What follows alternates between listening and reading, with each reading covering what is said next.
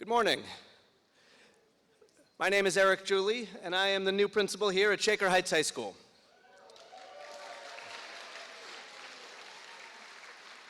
It is my pleasure to welcome you to our Hall of Fame assembly.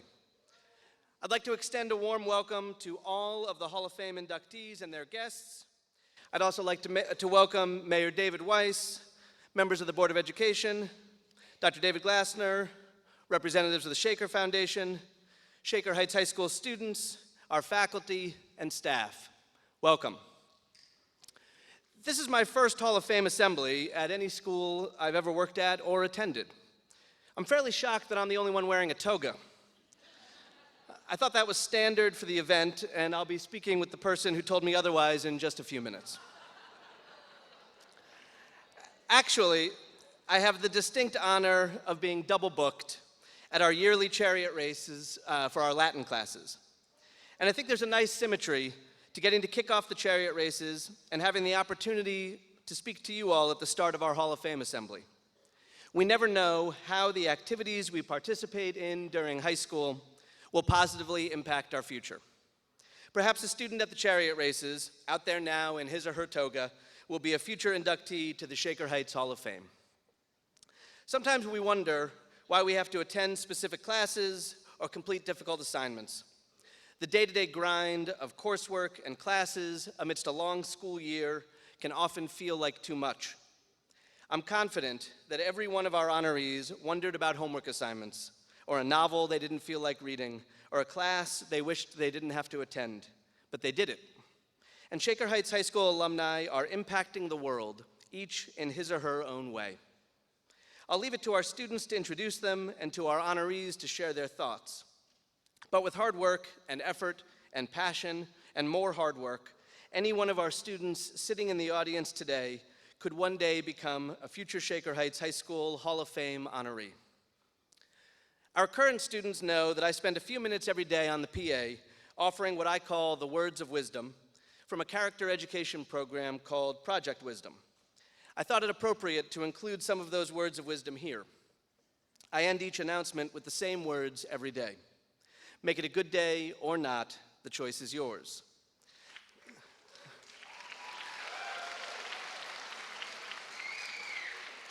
This is an incredibly diverse group of Hall of Famers, but one thing they all have in common is each has chosen more days than not to make most days a good day.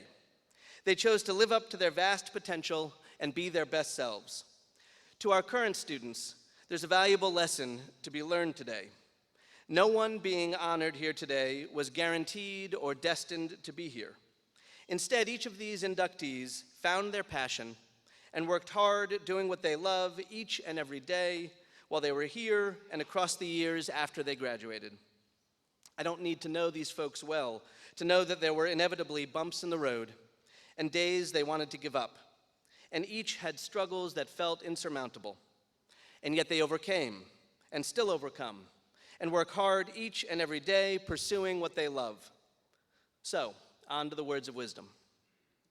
Good morning, Shaker Heights High School. This is Mr. JULI with a few words of wisdom. Have you ever noticed how good it feels to get a job done, to complete a task, to produce something on your own? Learning to become a productive member of society is an important part of being a successful, fulfilled human being. How do we do this? George Washington Carver once said, "There is no shortcut to achievement. Life requires thorough preparation." In other words, achievement comes after preparation and hard work. The result is worth the effort. Today, notice how you feel when you are being productive. With something to think about, this is Mr. JULI. Make it a great day or not, the choice is yours.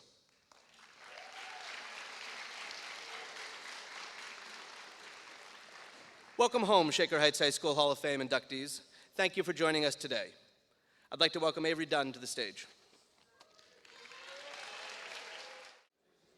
My name is AVERY DUNN, and it's my pleasure to introduce Mr. Nathan Clements, class of 1998.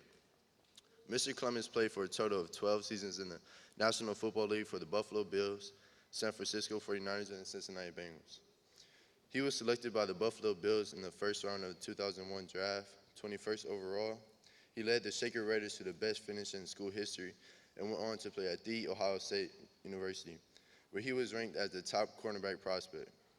He is an avid volunteer with numerous charitable organizations, including the Ronald McDonald House, Habitat for Humanity, and Make-A-Wish Foundation. Please join me in welcoming Mr. Nathan Clements.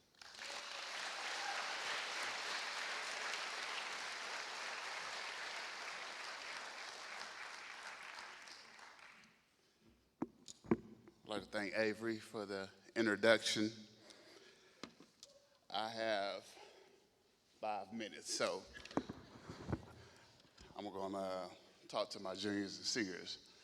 I want to thank everybody for being here. I want to thank you guys for the support. I am truly blessed just with the opportunity to have the platform that I do have. I was asked, what does Shaker, how has Shaker installed, like what is installed in me? How has Shaker played a role in my life? I know that being consistent, Shaker has supplied opportunities, so being consistent in what you have a passion for will allow you to reach your goal. I'm just gonna share my experience with you and keep it all the way real with you. It's real life don't really care who you are, where you come from, what you do, with your circumstances. And I had to learn that myself. But I was sitting in you guys' seat a long time ago, and I was trying to figure out what I wanted to do. I knew that I gravitated towards sports for me. Everybody doesn't have the same process, but sports was my outlet.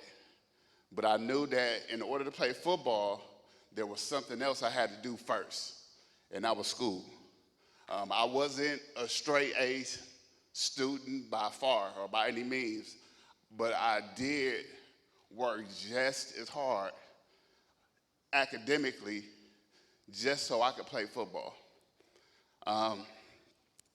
My senior year was probably the most focused times of my life because I was on a mission and I knew, I don't know, at a young age, like I just knew that I was destined to be great. I just knew it. And that's the mentality you gotta have. Like, it's a quote saying that a ship at dock is not what it's designed for. Like, we gotta go out in the ocean, explore, adventure, and find your greatness. And I just knew that at a young age. So I'm gonna share my story real quick. I wanna respect everybody's time.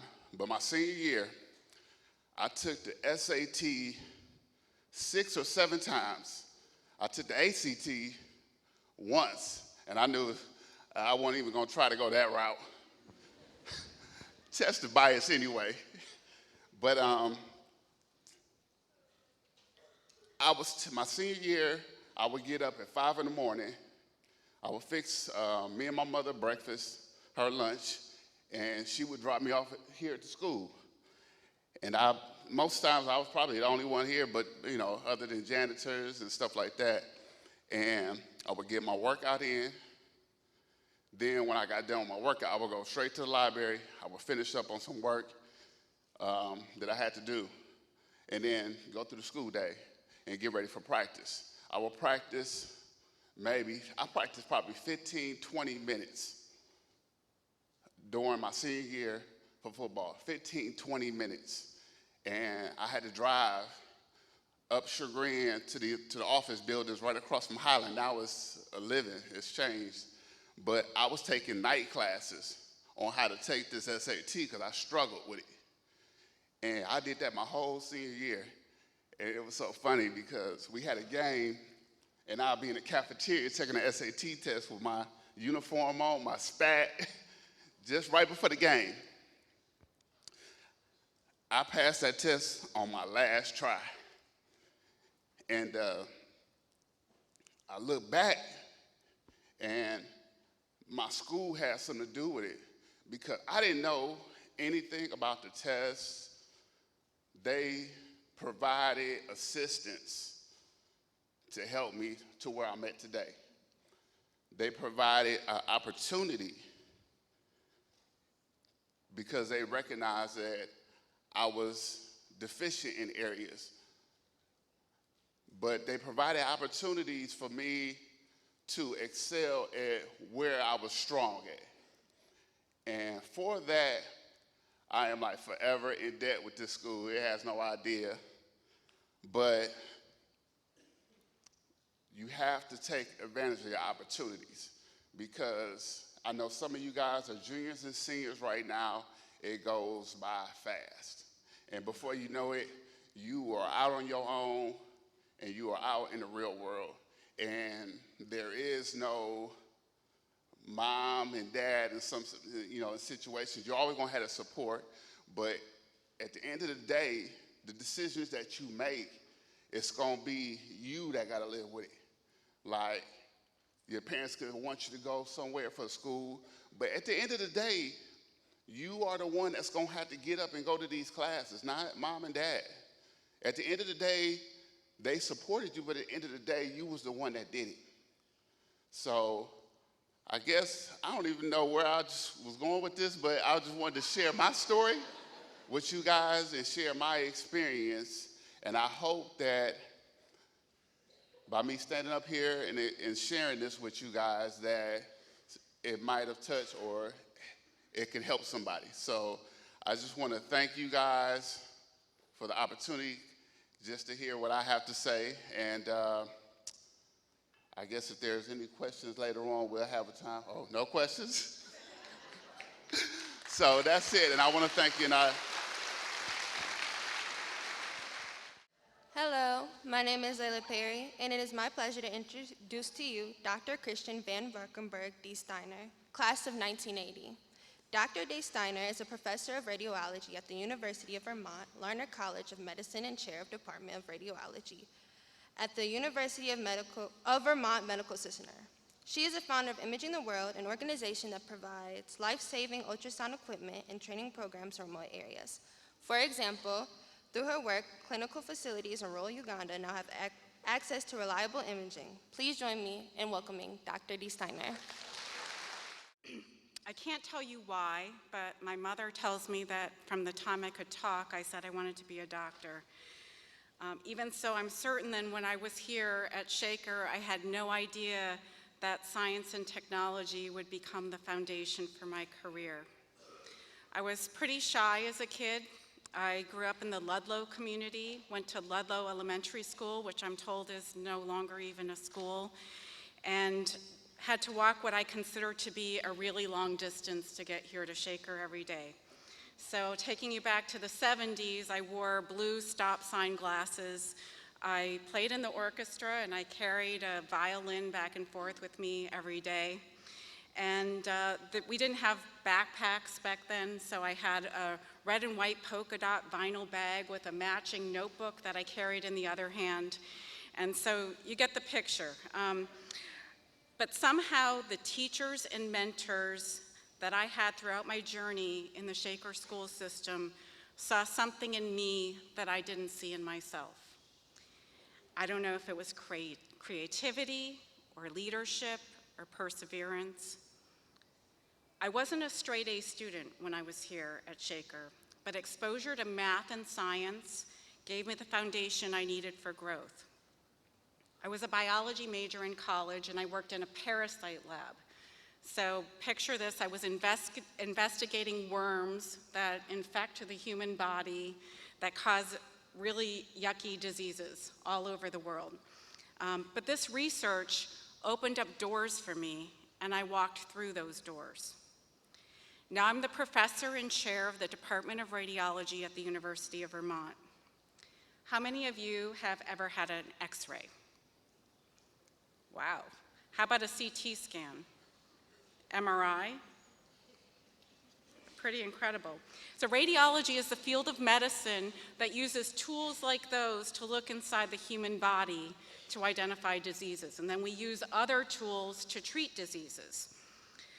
I teach at the medical school at the University of Vermont so that I can also mentor the people that are coming behind me. But I think the reason that I was nominated for this award is that I didn't stop once I reached my real job.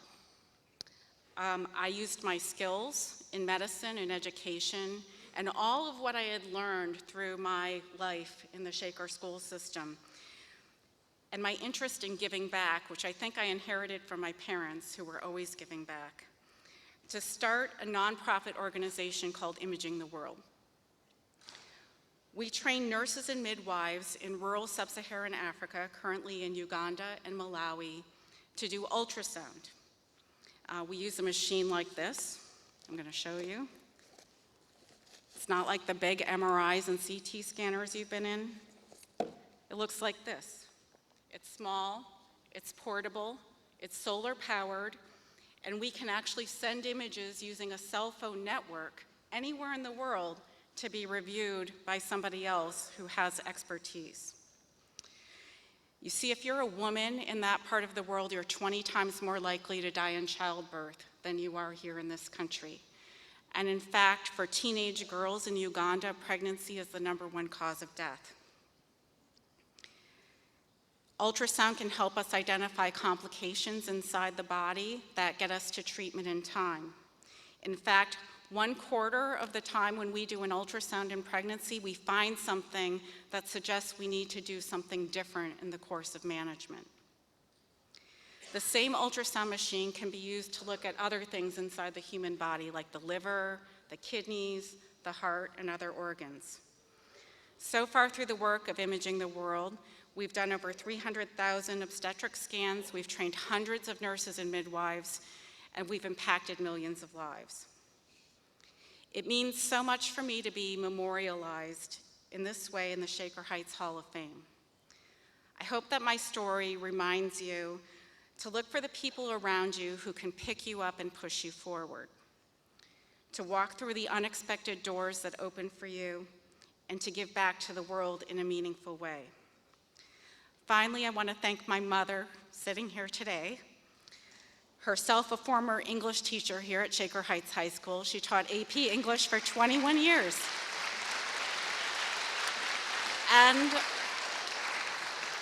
And my father, who since passed away, but I want to thank them for moving us here to Shaker Heights, Ohio, and especially for the support and love and belief in me. All of that has made all the difference. Thank you very much.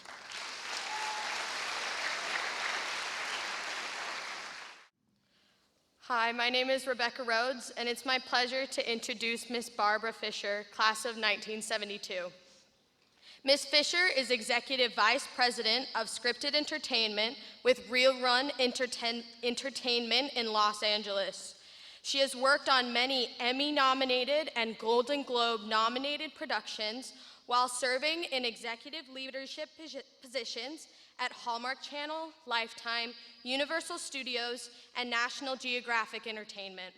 She has also worked to increase programming that highlights important social issues like violence against women and self-esteem. Please join me in welcoming to the stage Miss Barbara Fisher. Thanks so much, Rebecca.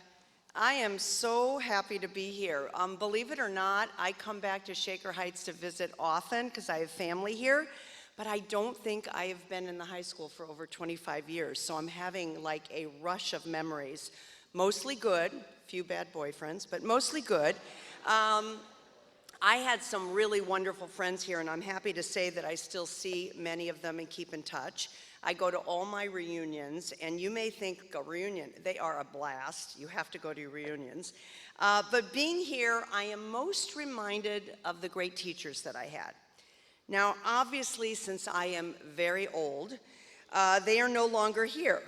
But no doubt they are replaced by equally talented teachers.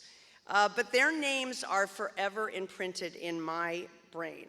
Jerry Graham and Terry Pollack, who made social studies relevant and fun and engaging, and Robert Hansen, who taught English, and he really made me fall in love with literature. I remember we had to do a big project, and I made a proposal that I wanted to study what was my favorite poet at the time, Robert Frost. So in my proposal, I said I wanted to travel to Vermont, I wanted to see where he lived, I wanted to read all his papers.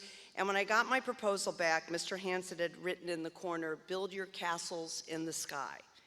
And all these years, his encouragement to follow my dreams and think big in what he said in those words has stayed with me. So Shaker High School was and is very important to me. I didn't really appreciate what a special place it is when I was a student. A diverse school, a rigorous school, an innovative school. Now, most of my career has been in television. I chose this path because I love storytelling. And if I reach back, I think I learned to love storytelling right here at Shaker. I certainly didn't know what I wanted to do when I was in high school, but I had this vague idea that would have to do with stories and writing. I don't know, would I teach English? Would I write a book or a screenplay? Would I produce television, or would I be an actress? I was in all the school plays. It all seemed possible at the time. I'm not sure I realized it then, but I do certainly know it now, that stories bring people together. Television brings people together. Sometimes because people see themselves and they feel validated. Sometimes because it makes you think and understand something. Sometimes because it makes you laugh, and sometimes because you just enjoy it and you want to be entertained. I know people who had Game of Thrones parties and watch together, or families who have appointment viewing to watch Modern Family or The Simpsons. They connect, they share, they discuss, and boy, do we need more of that today. Teachers and books and discussion groups do the same when you think about it. They tell stories that are important and even entertaining sometimes. They can make you feel excited enough to explore more, or at least talk about what you're reading. I encourage you to do that. Talk in class, talk with your friends, talk with your family. It can make you feel connected and curious and open to each other's views. It can make you feel good. One more piece of advice that I know is going to sound weird now, but I promise you it won't years from now. If there's a teacher here at Shaker High School that's had an impact on you, maybe just someone who gives you encouragement or makes you interested in their subject, stay connected with them. It can be a really valuable relationship in your life. Now, full disclosure, I didn't do that. But now that I'm here in these halls and having all this rush of wonderful memories, talking to you and thinking about my years here, I really wish I had done that. Because, as I said, stories, people, discussion, that's what makes up our everyday life. So stay connected, shoot an email, talk to each other. And thank you so much for being here. This is a great thrill. Hello, my name is ASHBEY KIRKPATRICK, and it is my pleasure to introduce Ms. LORNA HARTLING, class of 1983. Ms. Hartling is an accomplished violist who began playing at the age of 13. She studied at the Cleveland Institute of Music as well as in Germany, where she performed with Leonard Bernstein at the International Schleswig-Holstein Music Festival.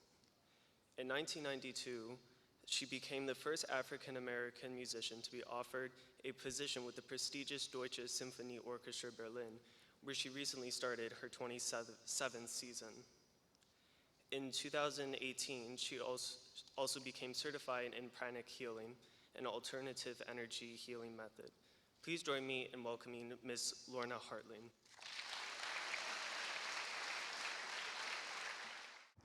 Hello, Shaker students. Welcome. I'm really glad to be here. I'm glad you're here.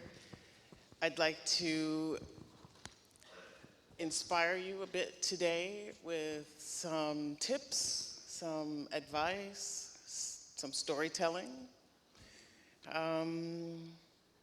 Have you ever had a cool idea? Something that you are sure is gonna make you the most popular YouTuber ever? Just saying. I had a cool idea. I said at some point, I'm gonna go to Germany. I wanna be somehow international. I wanna do something that nobody else has done. What happened? A whole lot of questions. Do you have a place to live in Germany? Do you have a scholarship, a Fulbright? Can you speak the language? Are you gonna study? How are you gonna make your money? What are you gonna do with your dog? Are you gonna take your dog? I had to answer no to every single question except one. Yes, I'm taking my dog. Germany loves dogs. They treat their dogs better than their children. Sorry. Any case, not true, probably not true. But if you've had an idea that you really like, that you really want, sometimes you sabotage it yourself, sometimes your parents, sometimes your teacher, sometimes your counselor. I encourage you, don't let that happen. I went to Germany, but always have a plan B. I went to Germany with Bernstein. I played in an orchestra over the summer. Twice. I did it in '87 and then in '89. In '89, I changed my ticket for $100 so that I could go back whenever I wanted to. I thought, okay, if this doesn't work, I'll just leave after 3 months and chalk it up to an extended vacation, continue my education at Cleveland Institute of Music. I was studying for the artist diploma. I had no Aufenthaltserlaubnis, what is that called in English? Living permit. I didn't have a place to live. I was staying in an apartment from people who were also in the festival, and one was on vacation for like 3 months in Turkey, so I could stay in his bedroom for a couple of months until I found an apartment. By the way, it took me 9 months to find an apartment.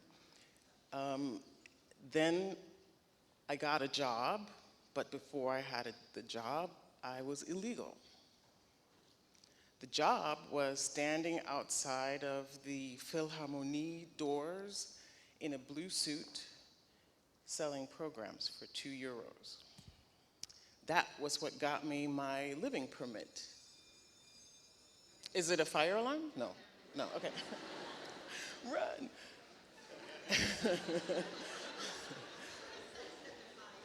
Yeah, I believe it, I am too, yeah. So I was able to stay only because I had the permit through this job, and I was practicing, and the people who were working were maybe students already in, other universities, and I would ask them, hey, can I play for you? So in the locker room where we just changed, I would play for them, and it was really loud, and the people who employed us came out and was like, you've got to stop that noise. I was like, oh, sorry. But I always snuck into the concerts. I wasn't supposed to. I wanted to hear what was going on. I looked at the people playing, Berlin Phil, old folks, gray hair. Radio Symphony Orchestra of Berlin. This was an orchestra that was founded from the Americans right after the war in 1956. Young people, curly hair, blonde hair, women, not a lot of women in the Berlin Phil back then. And I thought, that's where I want to be. I didn't think it consciously, but it was a thought that came out and then it dissipated. And then I kept on practicing, I kept on playing. I got fired from my job because I kept going into the concerts and they didn't want me to do that. So after the third warning, they said, I'm sorry, you can pack up and leave. And I thought, okay, fine. I had, by that time, a teacher who was a solo violist with the Berlin Phil, the third solo violist there. And he said, well, why don't you audition for the Carillon Academy? I said, okay, I'd love to do that, but I need a teacher who is somebody I can write down so that I can get an invitation. He said, I'm that teacher. I said, cool, let's do it. I auditioned, I got it. I played with the Berlin Phil for 2 years. I got daggers, looks of daggers from people in the back.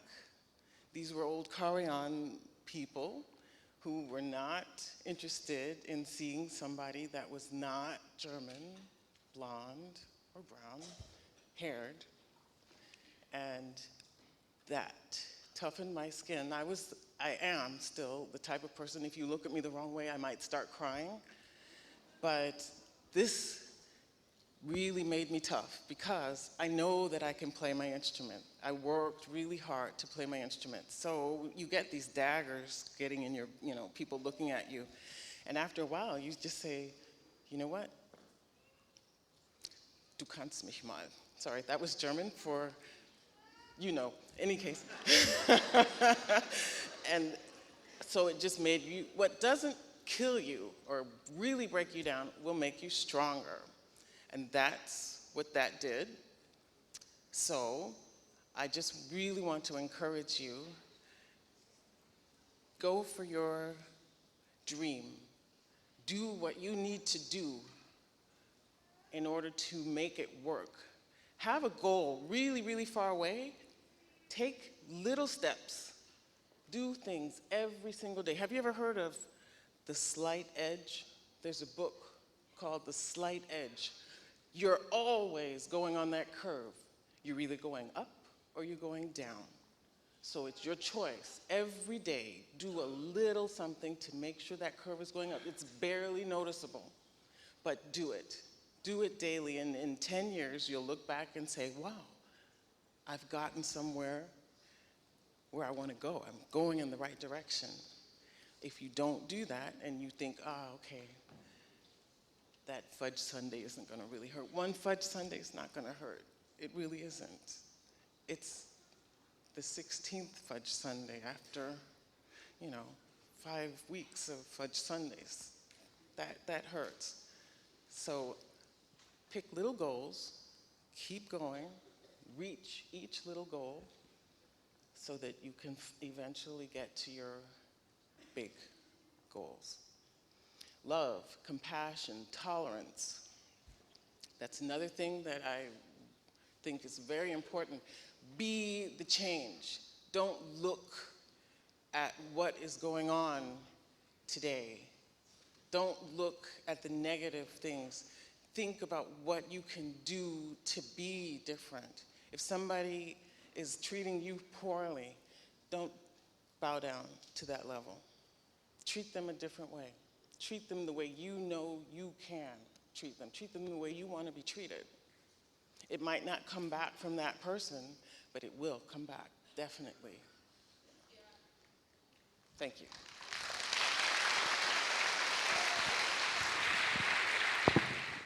My name is ASYA AKKUS, and it's my pleasure to introduce Dr. EUGENIE KLEINERMAN, class of 1967. She's a professor of pediatrics at MD Anderson Cancer Center in Houston.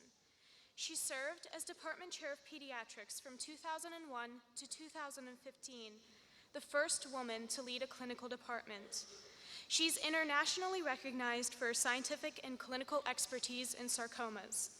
She pioneered the use of a unique immunotherapy for children with bone cancer, which decreased the mortality rate by 30% at 8 years, the first improvement seen in 25. Please join me in welcoming Dr. EUGENIE KLEINERMAN. Good morning, y'all. I'm from Texas. Had to put in a Texas saying, but actually it probably should be good morning, all y'all. So I've been a Texan for 35 years. So how did a girl who was raised in Shaker Heights, Ohio, end up in Houston, Texas? And why pediatric cancer? It was a circuitous route, a circuitous journey through Duke Medical School in Durham, North Carolina, a pediatric residency in Washington, D.C., a fellowship in allergy immunology, and then a faculty position at the National Institutes of Health. Oncology was definitely not part of my planned future. I had set out to be a pediatrician. In medical school, I hated dealing with adults and taking care of people with chronic diseases, cardiac failure, renal failure, liver failure, alcoholics, dementia, uncontrollable diabetes. You get the picture. Most childhood diseases, even the serious ones, can be cured with surgery or medical treatments. Most sick kids got well. An exception when I was in medical school was cancer. And I never, ever considered a career taking care of children with cancer. Too depressing. So what changed? What was the turnaround? What drove me to the world of cancer and then later to leave a permanent position at the National Institutes of Health to go to the Wild West of Texas? It was this movie, Promises in the Dark. It was released in 1979, so I'm sure nobody has seen it. It starred Marsha Mason, who was a big movie star at the time. My husband was a movie fanatic, and he's there in the audience, Dr. Leonard Zwelling. He dragged me to the movie. I didn't want to go.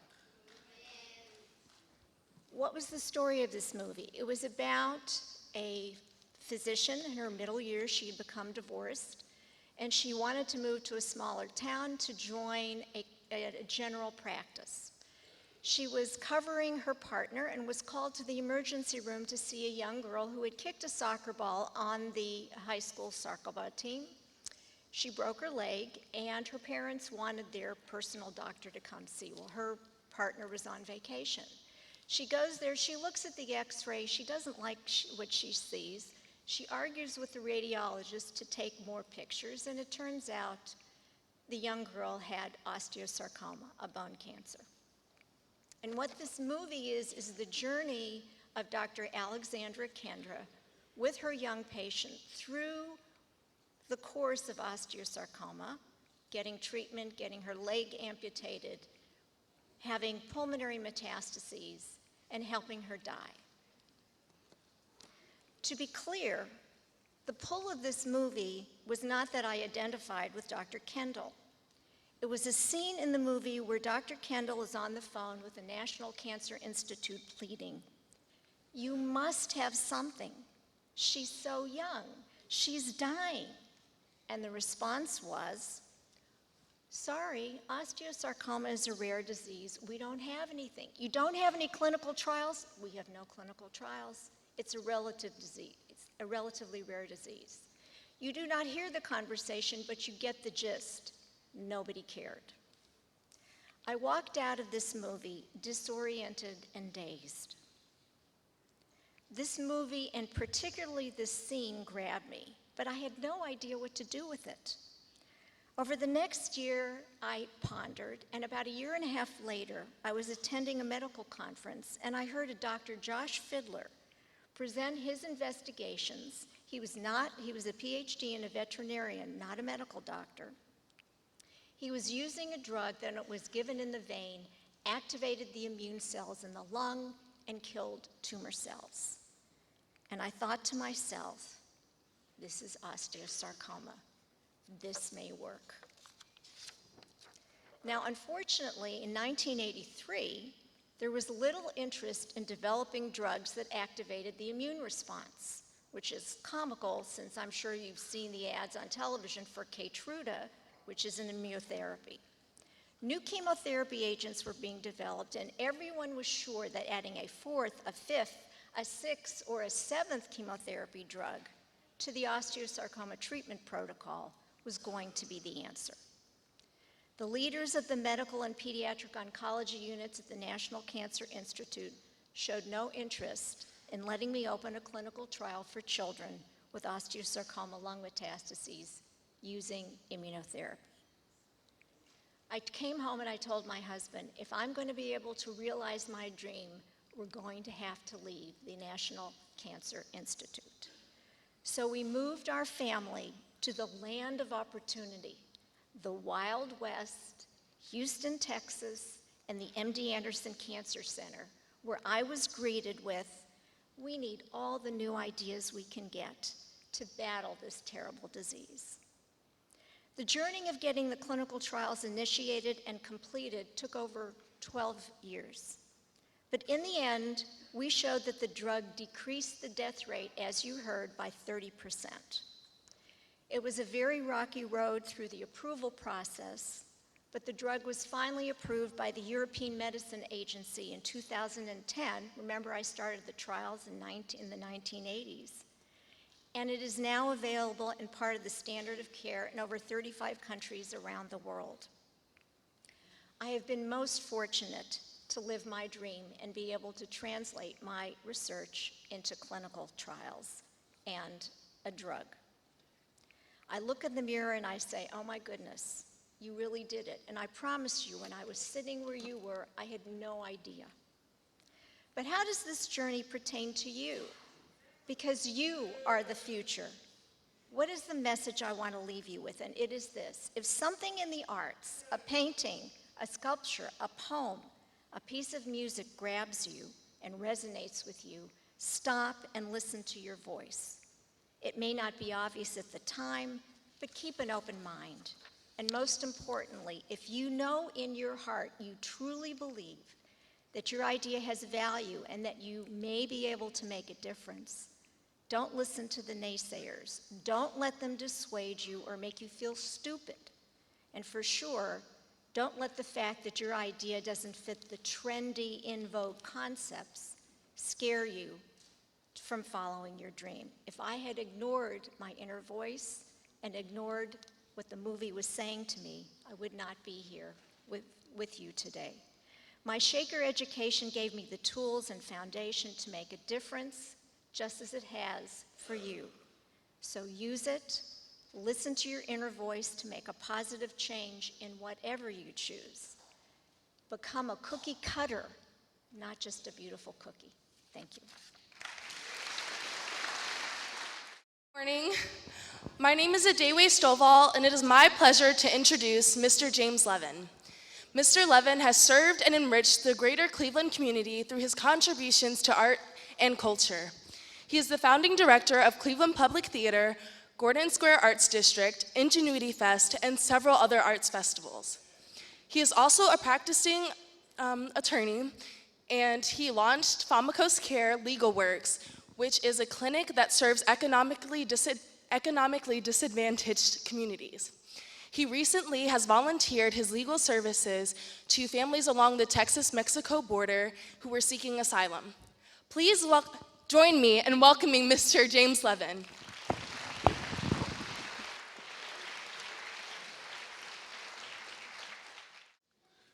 Just for the record, it's Levin. Now, don't be embarrassed. By the way, I never liked that picture, but I can't do anything about that. I am so honored, first of all, just to be among such gifted and amazing people that have contributed so much to the body of work nationally and internationally, so it's very humbling for me to be here now. Since way back before high school, I saw myself as a kind of a rebel. Even back to elementary school days, as a crossing guard, I insisted on wearing a Confederate hat. That was before we were a little more woke. We all make mistakes. I was 11, you gotta give me a little bit of a break. In middle school, I was the guy that talked back to teachers, got detentions, and those that might remember Mr. Hartung used to make me do push-ups on the floor to punish me as a kind of a public damning. When we arrived, by the time I arrived at high school, I was ready to help dismantle the state, which for me at the time basically meant Shaker High School. When I was on this stage a mere 49 years ago,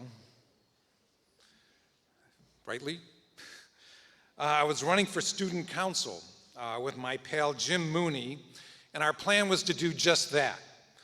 We campaigned to dissolve student council and replace it with a Castro-styled dictatorship.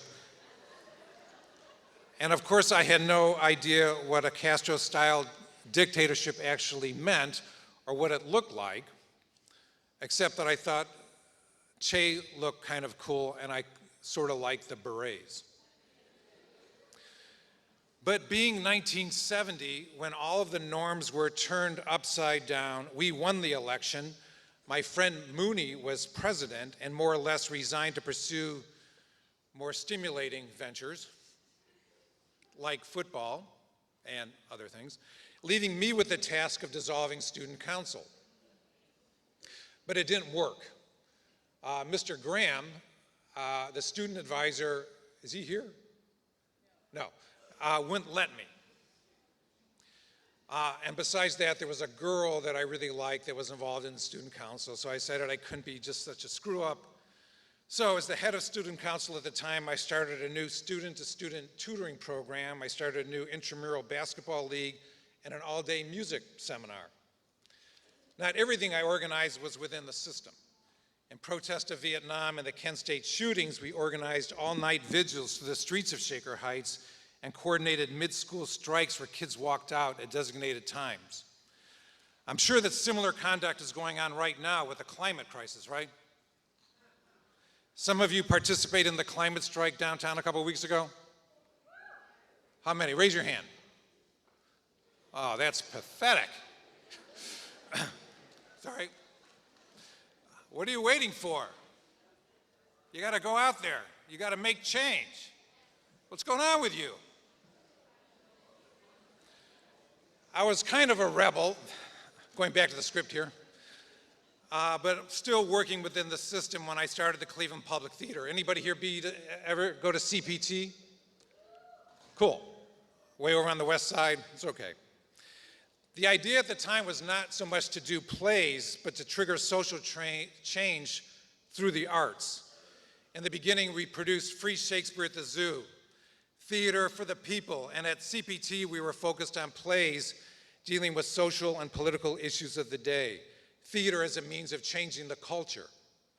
Rebelling against the idea that only certain people's stories or voices were worth hearing, and against the idea that only certain types of people would go to the theater. When I started festivals after CPT, the sense of the rebel was still present for me. The festivals was never just an idea of presenting performers. It was the idea of bringing the public to venues that were unknown or seen as undesirable or sometimes dangerous, like downtown and inner city locations, in alleys, abandoned storefronts, the streetcar level of the Detroit Superior Bridge, which, by the way, will be a huge icon in this city one day. And moving and among the cultural gardens at MLK. We presented art in unexpected places so that people would see them in a different light. At the time, these were acts of rebellion. My law career, rebellion was also an underlying theme. My practice has been primarily as a criminal defense lawyer and as a civil rights lawyer, representing the Green Party, the Cleveland Homeless Coalition, the American Indian Movement. Goodbye, Chief Wahoo. Soon the name, so get your paraphernalia now, because it's going. I also, as indicated by earlier, that I represented the women and children along the border, women and children from Salvador and Honduras, legally trying to get here and being suppressed. There's something inherently defiant and rebel-like about being a civil rights lawyer and a defense lawyer. It's fighting the machine and how things are and ideally moving toward how things ought to be. So how did growing up in Shaker inform my career? It provided an environment against which I could rebel. I thank Ms. McFarland for taking away my cap. I thank Mr. Hartung for making me do all those push-ups. Still pretty, okay, never mind. And I thank Mr. Graham for not letting me dissolve student council. Now is a time that it is even more ripe for rebellion. You don't need to know about how the Cuban government runs, but you know now what's going on in this country and what's going on with its leadership. And you know what's going on with the climate and what's going on with the planet. I hope many of you hear the cry for rebellion. Thank you. Good morning. My name is Isaac Weiss, and it's my pleasure to introduce Mr. Josh Levy. He graduated in 1990. While in high school, Mr. Levy was involved in SCORE and the Shakerite. His deep-rooted love and desire to unearth and to expose the truth led him into his career as a lawyer. In Washington, D.C., Mr. Levy co-founded the law firm Cunningham Levy Muse LLP, which specializes in litigation and investigations. On behalf of the government of Rwanda, Mr. Levy has been doing work to expose the role of the French officials in the 1994 genocide against the Tutsi. And as a representative for Fusion GPS, he has been working in congressional investigations and litigation related to Russia's involvement in the US election of 2016. So please join me in welcoming Mr. Josh Levy. Good morning. This is an incredibly humbling experience to be among my colleagues who've been given this distinction and all of you. And full disclosure, humbling more because my sister nominated me for this distinction, and I'm sure there's a lesson there that I'm not yet heeding. Erica, thank you very much. Perhaps like some of you, particularly seniors, juniors, I was eager to leave high school. Shaker, with its combustion and drive, whet my appetite to live life at full contact, with life beating out of my chest. I left for New York City. 30 years after that, I found myself representing two former investigative journalists who, along with a former member of the British Intelligence Service, provided evidence to our government that the Russian government was trying to interfere in our presidential election and elect Donald Trump president of the United States. When that news became public, the President of the United States, his allies on Capitol Hill, and a number of other friends in a portion of the media launched investigations of all kinds into my clients. They faced litigation lawsuits from anyone from a Russian oligarch to the president's personal fixer and personal lawyer, Michael Cohen. Talk about full contact. For my clients, this was the Super Bowl. While we were protecting these whistleblowers from the circus of retaliation in Washington, the law firm that we had founded 5 years ago was also retained by the Ministry of Justice in the government of Rwanda in Africa. They had asked us to help them investigate the role of senior French officials in the genocide against the Tutsi people in 1994. None of this happens without Shaker. First, Marcia Jaffe. Marcia Jaffe created SCORE, the Student Group on Race Relations. To her and to many of us, that term was always, the Student Group on Race Relations, a misnomer, but the acronym was too good, SCORE. For her and for many of us, she knew and we learned that race relations was improved on an individual level when we worked together and saw it as human relations. On Tuesday nights, Mrs. Jaffe would open up her living room to about 12, 15, 30 of us, whoever would show up, from all walks of life in Shaker, with radically different backgrounds, to share, to listen. It was a safe environment where we could talk and learn about each other and earn each other's respect, which, after all, is what we all want from each other. Our ability at our firm to run a legal investigation in Kigali, Rwanda, in Washington, D.C., in London, and Paris doesn't happen without the background and the dynamics that I appreciated and learned from the Student Group on Race Relations here at Shaker. Second, Sally Schwartz. Sally is here. She was the advisor to the Shakerite and my journalism teacher. And as a 9th grader in her journalism class, she taught us that objectivity for a journalist is paramount in a world of opinions, that sensationalism is anathema to an informed democratic society. She taught us to write a lead, and she, for me, gave me a big break in helping me edit the Shakerite. And not only that, she supported us when we wanted to tackle stories that were uncomfortable for the school. A looming teacher strike, canines at our dances, a guidance counselor was accused of embezzling money from a local Catholic diocese. She helped us publish those stories. She stopped the presses. Today in my professional life, I'm frequently speaking with reporters, editors, producers, and major media organizations to help educate them about the accuracy or inaccuracies of their stories as they affect my clients. I walk into those conversations confident about what their role is, in large part because of the education in journalism I received on the second floor of this building. Third, Raymond Skitsky. Mr. Skitsky was my math teacher for 3 years. I was nowhere near the best student in his trig class, his calculus class, his advanced calculus class, but I took all 3 of them, and I asked him to write one of my 2 letters of recommendation to college, and he agreed, and I'm grateful. And I'm grateful more for the way he approached the class. Mr. Skitsky made magic out of math class. He shunned the line-ruled paper or the graph paper that we usually use for nearly all of our classes, and in particular math, and opted instead for a blank sheet of white paper. Take a blank canvas and go. This to me was terrifically appealing for a kid who was not really into math and science.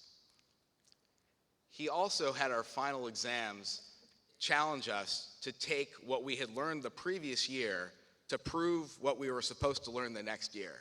This was one of the hardest things we ever had to do. And we would ask him questions in the middle of that final exam and any other exam, and he would simply say, struggle and do the best you can. When our clients come to us for help, they're usually in a world of hurt. And we're constantly reminding our team it does no good to say we're surrounded. We have to be creative and undeterred. Struggle and do the best you can. Thank you.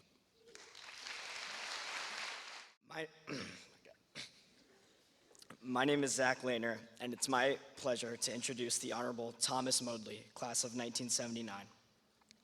Secretary Modley is the 33rd Undersecretary of Defense for the U.S. Navy, the second highest role in the U.S. Navy. He also serves as Chief Management Officer and Chief Information Officer for the Department of the Navy. During his tenure, he undertook the most comprehensive review of naval education in over 100 years, resulting in key improvements that support warfighting, wholeness for sailors, and Marines. Please join me in welcoming Secretary Thomas Modley. Thanks, Zach, for that introduction. It's really an honor and a privilege to be here today. This is my speech. I know it looks intimidating. I'm the last speaker, but you'll find as you get older, the font size is a 1-to-1 correlation with your age. So there's like 3 words on every page on here. So I'll get through this quickly. But again, thanks again for the introduction, and more importantly, for the honor of being here with these other distinguished nominees and inductees into the Hall of Fame here at Shaker. Thank you for the classes of 20 and 21. Where's 20? Now 21? Yeah, the second ones always get louder, so that's good. So for my own personal sense of significance of this occasion, I'm going to temporarily and intentionally ignore the fact that this was mandatory for you. But that being said, it's really truly exciting for me to have the opportunity to stand before you as someone who once sat where you were, albeit just briefly, to talk to you a little bit about what I think is important. Holly from the Shaker Schools Foundation told us we each had about 5 minutes to describe how Shaker made a difference in our lives and how it impacted our ability to be here today. And I'm the last speaker, so I figure I can go a lot longer than that, so settle in. I thought immediately about each of you, and sitting there and So glad that you got to come to this assembly and miss whatever important class that you're missing today, and wondering what someone from the class of 1979 from way back in the last century would have to say that would be of any interest to you at all or have any impact on you. I thought about how receptive I would have been back in 1979 if someone who graduated 40 years before me came here to talk to me. That person would have been from the class of 1939. So what possible relevance could someone that old have on my life? For heaven's sakes, in 1939, they didn't even have televisions, or rock and roll, or disco, or VW Beatles, or guys with super long hair, you know, really cool stuff like that. And I'm sure you may be thinking the same thing. When the class of '79 was here, there was no such thing as a personal computer, or a smartphone, or the internet, or LeBron James, or the Kardashians, or a Cleveland Browns Super Bowl appearance. We have that in common, I guess. So rather than do what Holly asked me to do, I thought I would just tell you a Navy story that you might find easier to remember rather than something about my own experience here walking the halls here at Shaker. It's a story of something called Operation Pedestal. Operation Pedestal was executed in World War II in August of 1942 with the crucial mission of resupplying the island of Malta in the Mediterranean Sea.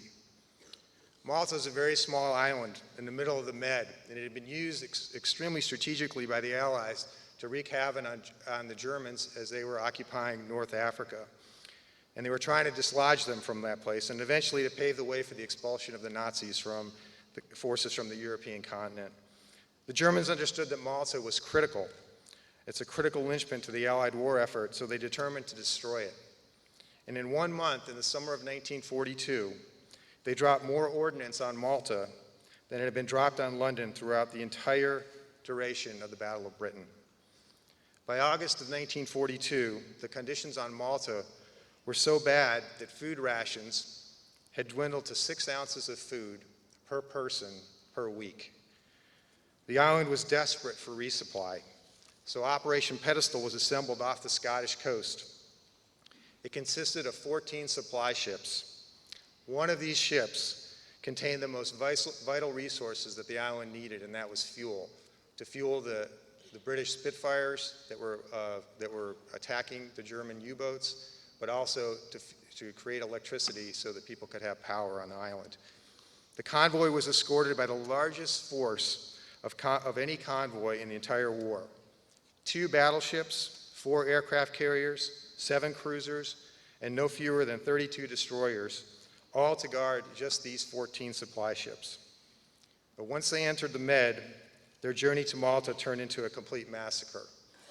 2 of the 4 aircraft carriers were sunk, along with 4 cruisers, half the destroyers, and 9 of the 14 supply ships that they were trying to protect were at the bottom of the sea. In addition to the loss of ships, and more significantly, nearly 1,000 British sailors and merchant marines lost their lives. But one of those supply ships, the one carrying that most vital commodity that I mentioned before, was still afloat. It had been hit multiple times and was sinking until the 2 remaining destroyers, although also extremely badly damaged, saddled up to her on either side, and at great risk to themselves and their crews, tied lines to keep her from sinking, to get her to Malta. This single act of selflessness, risk, and bravery by the crews of those destroyers has been described by naval historians as perhaps one of the most significant acts of heroism of the entire war. It saved the ship, and most importantly, its precious cargo, so that Malta could survive and contribute to the ultimate defeat of the Nazis. Had that ship not made it there, the war in Europe probably would have extended for another 5 years. And all the people that came back to this country after that war to build this great country after that war may never have come back. So while I hope many of you will leave today and remember this story, I think you have an obligation to let you know why it matters so much to me. That critical ship that survived that was survived and was saved by those two British destroyers was an American ship, and it was on loan to the British Navy. Its name, appropriately, was the SS Ohio. Its keel was laid, which is when they start building the ship, in 1939, 40 years before I graduated from this school. And I think her story can serve as a symbolic guidepost for each of you, especially when you're trying to figure out who you are during the often confusing times of high school, which I know all of us experience, no matter what decade we came here. Trust me, in this journey of growing up, each one of us feels insecure and confused and frightened and damaged to some degree. Can anyone honestly say that they've never felt that way in high school? Each of us here has the choice to let those things engulf us and take us to the bottom, or instead to focus on that empty cargo hold that lies within each of us. It's the soul that God gave us with the free will to fill with whatever we want. Choose wisely what you want to fill it with. Choose something precious. And nothing is more precious than choosing openness to other people. You can do this by demonstrating repeatedly the willingness to show love to a stranger, even when you are not even sure that person needs it. Take risks on other people. If you do, people will undoubtedly recognize that precious, precious quality in you, and they will saddle up next to you to protect it, just like those British destroyers who risked it all to save the SS Ohio and her precious cargo did back in 1942. The story of the USS Ohio, or the SS Ohio, is an apt metaphor for why I love Shaker schools. Because when I was a student, no matter my insecurities or how awkward or unsure of myself, I mean, look at that picture, come on. Unsure of myself I was, enough people saddled up next to me, took risks on me, and made room for me in their souls, so that by the time I graduated from here, I had enough confidence that I was prepared to face a very uncertain world beyond this place. It was a gift to me. So if you're opening to listening to someone who walked these halls 40 years ago, the best advice I can give you is to use your time here at Shaker to offer that gift to someone you don't know very well, if at all. That person may look different than you, dress different than you, talk different than you, or even, heaven forbid, think differently about politics than you. It doesn't matter. What does matter is that there may be some very precious cargo inside that person. Precious cargo that needs your help to get to a harbor safely so that it can impact the world in a positive way. You will never, ever, ever regret doing this. And the more you do it, you will strengthen the unique legacy of this very special school. It's a legacy worth preserving, but it's also one that is almost entirely in your hands and in your hearts. Thanks for sharing your time with me today, and thanks for listening.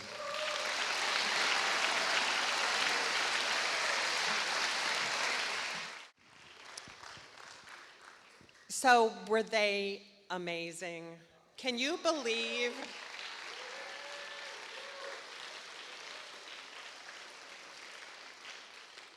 those 8 alumni sat in these seats? Good grief, it's so fabulous. Thank you for listening. You were a great audience. We were blessed to share their stories. Mr. Hernan, Mr. JULI, thank you both for this.